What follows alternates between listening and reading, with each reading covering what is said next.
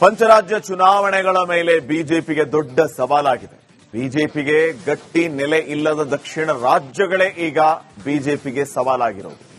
Kerala, Tamil Nadu ಗೆಲ್ಲೋದಕ್ಕೆ BJP ಇನ್ನಿಲ್ಲದ ಕಸರತ್ತನ್ನ ನಡೆಸ್ತಾ ಇದೆ.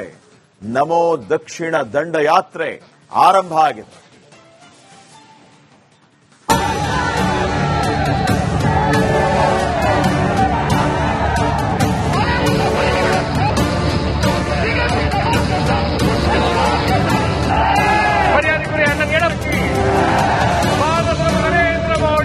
ಪಂಚರಾಜ್ಯಗಳ ಚುನಾವಣೆಗೆ ದಿನಾಂಕ ಹತ್ತಿರ ಬರ್ತಾ ಇದೆ. ಇನ್ನು 4 ತಿಂಗಳ ಒಳಗೆ ಪಂಚರಾಜ್ಯ ಫೈಟ್ ಶುರುವಾಗಲಿದೆ. ಈ ಪೈಕಿ ದಕ್ಷಿಣದ ರಾಜ್ಯಗಳಾದ ತಮಿಳುನಾಡು ಮತ್ತು ಕೇರಳದಲ್ಲಿಯೂ ಕೂಡ ಚುನಾವಣೆ ನಡೆಯಲಿದೆ. ಆದರೆ ದಕ್ಷಿಣದ ರಾಜ್ಯಗಳಲ್ಲಿ ಬಿಜೆಪಿಗೆ ಕರ್ನಾಟಕ ಹೊರತುಪಡಿಸಿದರೆ ಬಿಜೆಪಿಗೆ ಎಲ್ಲೂ ಗಟ್ಟಿ ನೆಲೆ ಇಲ್ಲ. ಹೀಗಾಗಿ ಈ ಬಾರಿ ಹೇಗಾದರೂ ಮಾಡಿ ಕಮಲವನ್ನು ಅರಳಿಸಲೇಬೇಕು ಅಂತ ಕೇಸರಿ ನಾಯಕರು ಪಣ ತೊಟ್ಟಿದ್ದಾರೆ.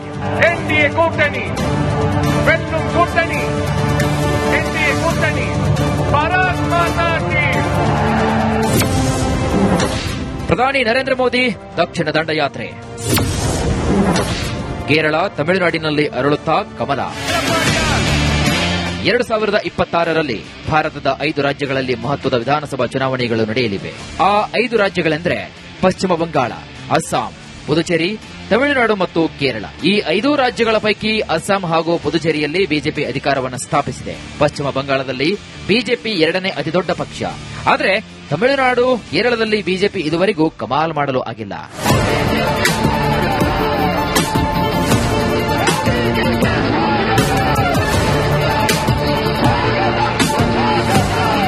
ಹೀಗಾಗಿ ದಕ್ಷಿಣದಲ್ಲಿ ಬಿಜೆಪಿಯ ವಿಜಯ ಪತಾಕೆ ಹಾರಿಸಬೇಕು ಅಂತ ಕಸರತ್ತು ನಡೆಸಿರುವಂತಹ ಕೇಸರಿ ನಾಯಕರು ದಕ್ಷಿಣ ದಂಡಯಾತ್ರೆ ಶುರು ಮಾಡಿದ್ದಾರೆ. ಇಂದು ಈ ದಂಡಯಾತ್ರೆ ಮೊದಲ ಭಾಗವಾಗಿಯೇ ನರೇಂದ್ರ ಮೋದಿ ಕೇರಳದ ಕೆಂಪುಕೋಟೆಯಲ್ಲಿ ನಿಂತು ಕಹಳೆ ಮೊಳಗಿಸಿದ್ದಾರೆ.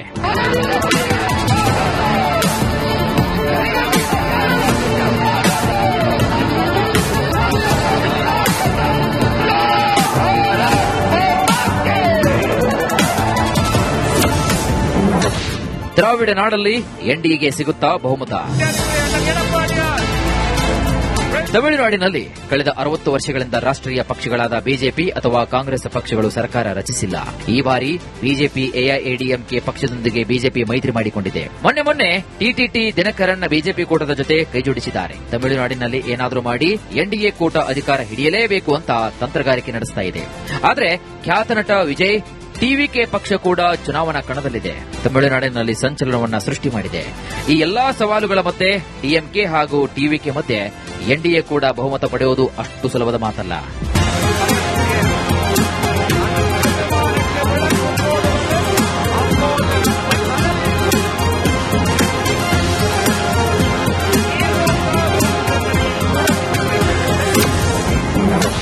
ಕೆಂಪುಕೋಟೆಯಲ್ಲಿ ಕೇಸರಿ ಧ್ವಜ ಹಾರುತ್ತಾ. ಇನ್ನು ಕೇರಳದಲ್ಲಿ ಎಡ ಪ್ರಜಾಪ್ರಭುತ್ವದ ರಂಗ ಅಂದ್ರೆ ಎಲ್ಡಿಎಫ್ ಭಾರತದ ಏಕೈಕ ಆಡಳಿತದಲ್ಲಿರುವಂತಹ ಎಡ ಸರ್ಕಾರವಿದೆ. 2021ರಲ್ಲಿ ರಾಜ್ಯದ ಅಧಿಕಾರ ಬದಲಾವಣೆಯ ಸಂಪ್ರದಾಯವನ್ನು ಮುರಿದು ಎಡಪಕ್ಷಗಳು ಅಧಿಕಾರಕ್ಕೆ ಬಂದಿದ್ದವು. ಕಾಂಗ್ರೆಸ್ ಮೈತ್ರಿಕೂಟವು ಆಡಳಿತ ವಿರೋಧಿ ಅಲೆಯನ್ನ ಬಳಸಿಕೊಳ್ಳಲು ಪ್ರಯತ್ನಿಸ್ತಾ ಇದೆ. ಕೇರಳದಲ್ಲಿ ಬಿಜೆಪಿ ಇದುವರೆಗೂ ಯಾವುದೇ ವಿಧಾನಸಭಾ ಸ್ಥಾನವನ್ನು ಗೆದ್ದಿಲ್ಲ. ಆದರೆ ಇತ್ತೀಚೆಗೆ ತಿರುವನಂತಪುರಂ ಪಾಲಿಕೆ ಗೆಲುವು ಬಿಜೆಪಿಗೆ ಬೂಸ್ಟರ್ ಡೋಸ್ ಕೊಟ್ಟಿದೆ. ಅದರ ಹೊರತಾಗಿ ತ್ರಿಶೂರ ಲೋಕಸಭಾ ಕ್ಷೇತ್ರದಲ್ಲಿ ಬಿಜೆಪಿ ಗೆದ್ದಿದೆ.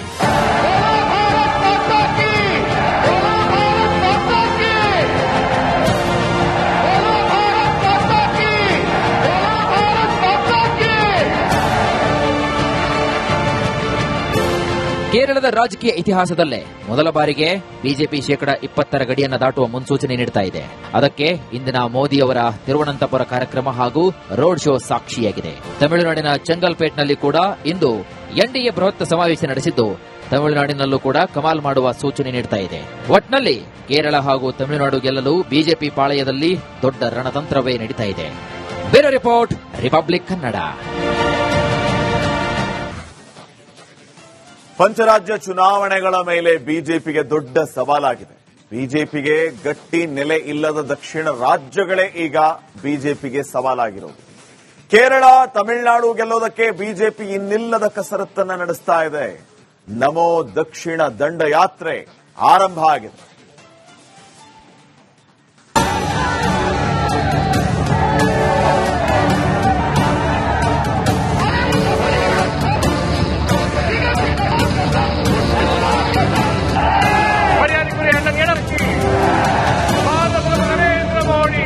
ಪಂಚರಾಜ್ಯಗಳ ಚುನಾವಣೆಗೆ ದಿನಾಂಕ ಹತ್ತಿರ ಬರ್ತಾ ಇದೆ. ಇನ್ನು 4 ತಿಂಗಳ ಒಳಗೆ ಪಂಚರಾಜ್ಯ ಫೈಟ್ ಶುರುವಾಗಲಿದೆ. ಈ ಪೈಕಿ ದಕ್ಷಿಣದ ರಾಜ್ಯಗಳಾದ ತಮಿಳುನಾಡು ಮತ್ತು ಕೇರಳದಲ್ಲಿಯೂ ಕೂಡ ಚುನಾವಣೆ ನಡೆಯಲಿದೆ.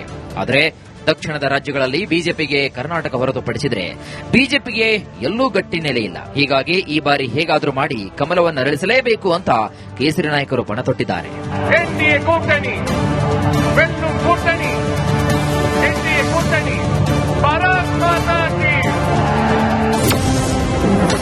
ಪ್ರಧಾನಿ ನರೇಂದ್ರ ಮೋದಿ ದಕ್ಷಿಣ ದಂಡಯಾತ್ರೆ.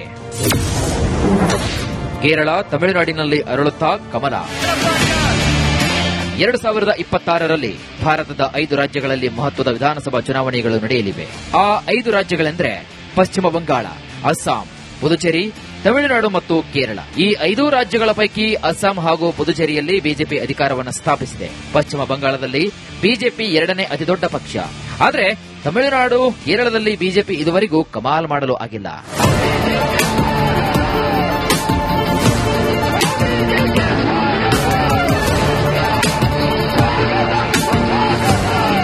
ಹೀಗಾಗಿ ದಕ್ಷಿಣದಲ್ಲಿ ಬಿಜೆಪಿಯ ವಿಜಯ ಪತಾಕೆ ಹಾರಿಸಬೇಕು ಅಂತ ಕಸರತ್ತು ನಡೆಸಿರುವಂತಹ ಕೇಸರಿ ನಾಯಕರು ದಕ್ಷಿಣ ದಂಡಯಾತ್ರೆ ಶುರು ಮಾಡಿದ್ದಾರೆ. ಇಂದು ಈ ದಂಡಯಾತ್ರೆ ಮೊದಲ ಭಾಗವಾಗಿಯೇ ನರೇಂದ್ರ ಮೋದಿ ಕೇರಳದ ಕೆಂಪುಕೋಟೆಯಲ್ಲಿ ನಿಂತು ಕಹಳೆ ಮೊಳಗಿಸಿದ್ದಾರೆ.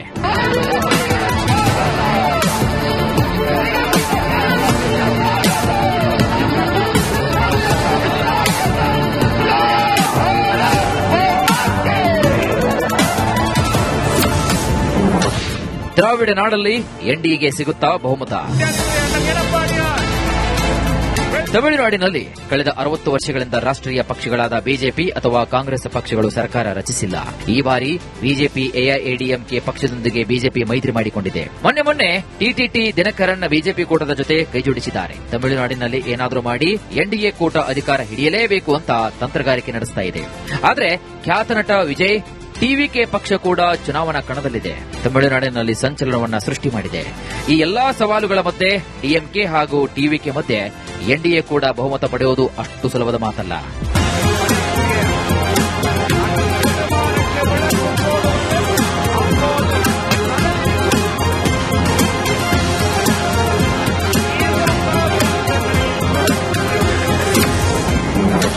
ಕೆಂಪುಕೋಟೆಯಲ್ಲಿ ಕೇಸರಿ ಧ್ವಜ ಹಾರುತ್ತಾ. ಇನ್ನು ಕೇರಳದಲ್ಲಿ ಎಡ ಪ್ರಜಾಪ್ರಭುತ್ವದ ರಂಗ ಅಂದ್ರೆ ಎಲ್ಡಿಎಫ್ ಭಾರತದ ಏಕೈಕ ಆಡಳಿತದಲ್ಲಿರುವಂತಹ ಎಡ ಸರ್ಕಾರವಿದೆ.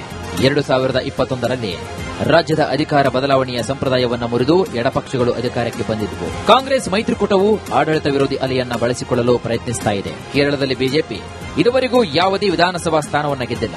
ಆದರೆ ಇತ್ತೀಚೆಗೆ ತಿರುವನಂತಪುರಂ ಪಾಲಿಕೆ ಗೆಲುವು ಬಿಜೆಪಿಗೆ ಬೂಸ್ಟರ್ ಡೋಸ್ ಕೊಟ್ಟಿದೆ. ಅದರ ಹೊರತಾಗಿ ತ್ರಿಶೂರ ಲೋಕಸಭಾ ಕ್ಷೇತ್ರದಲ್ಲಿ ಬಿಜೆಪಿ ಗೆದ್ದಿದೆ.